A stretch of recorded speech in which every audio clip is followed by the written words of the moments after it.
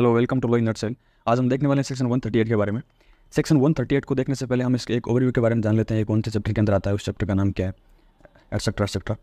ये जो सेक्शन 138 है वो चैप्टर 17 के अंदर आता है और इसके अंदर टोटल 138 से लेकर के 148 तक सेक्शन आते हैं और इसका नाम है penalties in case of dishonour of certain cheques for insufficiency of funds in the account.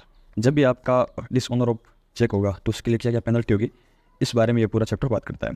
ये जो पर्टिकुलर एक्ट है एनआई एक्ट, यह आया था 1881 में, जबकि जो चैप्टर 17 है वो ओरिजिनली इस एक्ट में था नहीं, इसको बाद में ऐड किया गया था और इसको 1988 में ऑलमोस्ट मान सकते हो कि 100 साल के बाद में इसको जोड़ा गया था।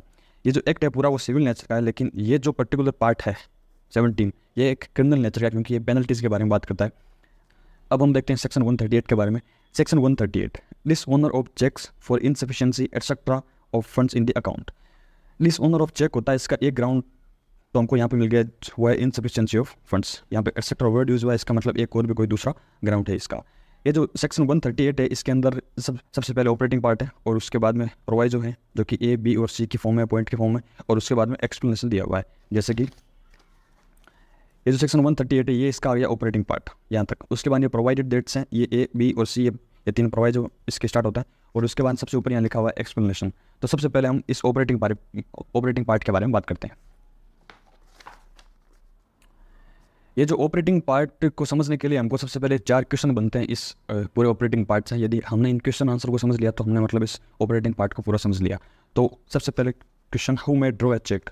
चेक को ड्रॉ कौन कर सकता है? चेक को ड्रॉ करना मतलब चेक को राइट करना, चेक को बनाना, उसको ही ड्रॉ बोलते हैं। तो कौन चेक को ड्रॉ कर सकता है? जब कोई पर्सन किसी भी बैंक में अपना अकाउंट मेंटेन करता है विथ हिज नेम, तो वो पर्सन चेक ड्रॉ कर सकता है। एक बैंक अकाउंट उसके नाम से होना ज़रूरी है। अब चेक बनाने के पीछे पर्पज़ गया है, इसके 2 पर्पज़ हैं। एक तो इसका है डेट और एक है लाइबिलिटी। डेट का मतलब हो गया मैंने किसी पर्सन से पैसे उधार लिए थे तो मेरा उसके ऊपर डेट, उसका मेरे ऊपर डेट है।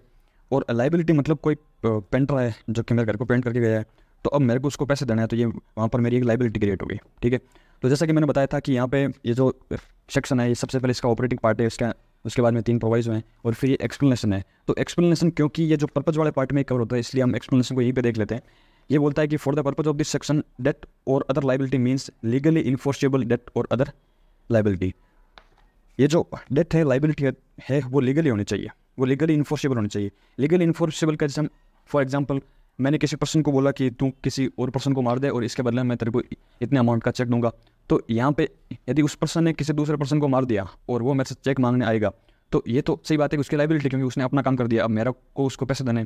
लेकिन वो जो लाइबिलिटी है वो इलीगल है, वो लाइबिलिटी लीगल लाइबिलिटी नहीं है, क्योंकि किसी का मर्डर करना लीगल एक्ट नहीं है, तो वहाँ पे एक इलीगल लाइबिलिटी हो गई। तो ये जो लाइबिलिटी होती है वो लीगल लाइबिलिटी होनी चाहिए। उसके बाद में हम बात करते हैं चेक रिटर्न के पीछे क्या ग्राउंड होते हैं। आपको किसी ने चेक दिया, आपने बैंक में लगाया, तो वो वापस रिटर्न होगा जब उसके अंदर पैसे वगैरह नहीं होंगे। तो पहला रीज़न तो ये हो गया इनसफिशिएंसी ऑफ फंड्स। अब इसके दूसरे रीज़न के बारे में बात करते हैं।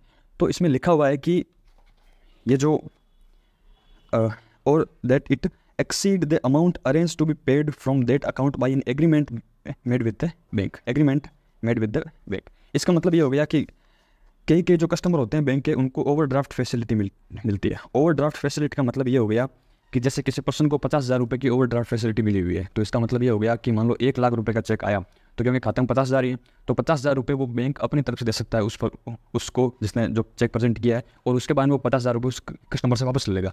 लेकिन उस पर्टिकुलर टाइम पे बैंक अपनी तरफ से वो 50,000 रुपये तक का पेमेंट मेड कर सकती है, तो हम बोलते हैं कि उस कस्टमर के पास में 50,000 रुपये तक की एक ओवरड्राफ्ट फैसिलिटी है। तो मान लो ओवरड्राफ्ट फैसिलिटी उसने करी, इनसफिशिएंसी तो है ही है, किसी ने 1 लाख रुपये का चेक लगाया, ठीक है, और खाते में सिर्फ 50,000 रुपये हैं, तो यहाँ पे इनसफिशिएंसी तो ही है, ठीक है। तो लेकिन जिसके पास ये ओवरड्राफ्ट फैसिलिटी के 50,000 रुपये होंगे तो वहाँ 1 लाख रुपये का जो चेक है वो क्लियर हो जाएगा। अब मान लो चेक है जो 1,50,000 का, तब 50,000 रुपये अकाउंट में और 50,000 रुपये ओवरड्राफ्ट फैसिलिटी, लेकिन 50,000 रुपये और कम पड़ रहे हैं, तो वहाँ पे जो लिमिट है वो एक्सीड हो गई। तो ये दूसरा रीज़न हो गया कि वहाँ पे जो लिमिट होती है वो एक्सीड हो जाती है, तो वहाँ पे चेक जो रिटर्न होने के यहाँ पे 2 ही ग्राउंड हैं, ठीक है। अब इसकी पेनल्टी क्या है? पेनल्टी है कि अप टू 2 ईयर्स, यदि किसी पर्सन ने बैंक में चेक लगाया, उसका चेक बाउंस हो गया, उसका चेक डिसऑनर हो गया, तो अप टू 2 साल तक की पनिशमेंट हो सकती है जिसने चेक को ड्रॉ किया है। और या तो उसको चेक का 2 गुना अमाउंट का फाइन लग सकता है उसके ऊपर, या फिर ये दोनों हो सकते हैं, बोथ, केस की पेनल्टी हुई। तो हमने इसका ऑपरेटिंग पार्ट कर लिया और उसका एक्सप्लेनेशन कर लिया। अब हम बात करते हैं इसके प्रोवाइजो के बारे में। इसमें 3 प्रोवाइजो हैं। सबसे पहले हम ये चीज़ समझते हैं कि जो चेक होता है, चेक में जनरली यहाँ पे तारीख लगती है और इसके ऊपर लिखा होता है वैलिड फॉर 3 मंथ्स, ठीक है। तो ये चीज़ समझने वाली है कि ये जो ऊपर लिखा होता है वैलिड फॉर 3 मंथ्स, ये जो टाइम लिमिट होती है वो आरबीआई वो रेगुलेट करती है। आरबीआई चाहे इसको 7 महीने कर सकती है, इसको चाहे 1 महीने कर सकती है, कैसे भी कर सकती है, ठीक है। तो प्रोवाइजो का मतलब हो गया कि यहाँ पे 3 कंडीशन बता दी। ये 3 कंडीशन पूरी होने के बाद में ही आप डिसऑनर ऑफ चेक की कंप्लेन कर सकते हैं, ठीक है। तो पहली कंडीशन यहाँ पे ये है कि जो बैंक में आप चेक प्रेजेंट कर रहे हैं, या तो आप 6 महीने के अंदर अंदर लगा दो, या फिर आप चेक का जो वैलिडेशन पीरियड है ये वाला उसके अंदर अंदर लगा दो। ये दोनों टाइम लिमिट में से जो लिमिट पहले आ जाए उस टाइम लिमिट के अंदर आपको बैंक में चेक को प्रेजेंट करना होगा। जैसे यहाँ पे वैलिड फॉर 3 मंथ्स लिखा हुआ है और ये जो 6 महीने है, तो 6 महीने और 3 महीने में से पहले जो डेट आती है वो 3 महीने वाली आती है। तो यहाँ पे 3 महीने के अंदर अंदर आपको चेक प्रोड्यूस करना होगा। मान लो आरबीआई ने चेंज करके इसको 7 महीने कर दिया, तो उसके बाद में ये 6 महीने लिखे हुए यहाँ पे, तो आपको 6 महीने के अंदर अंदर में वो बैंक के अंदर चेक प्रेजेंट करना होगा। तो दोनों में से कोई भी लिमिट जो पहले आ जाए उस लिमिट के अंदर आपको चेक प्रेजेंट करना होगा, ठीक है। और उसके बाद में ये नहीं कि आपने चेक बैंक में लगाया और आपका वो रिटर्न हो गया और उसके बाद में आप सीधा कंप्लेन बना सकते हैं। आप कंप्लेन सीधी नहीं लगा सकते हैं। सबसे पहले आपके पास में 30 दिन का टाइम होता है।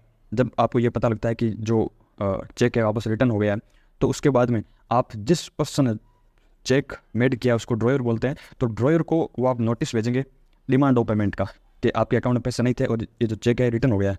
तो notice of demand of payment आप ड्रॉयर को भेजेंगे।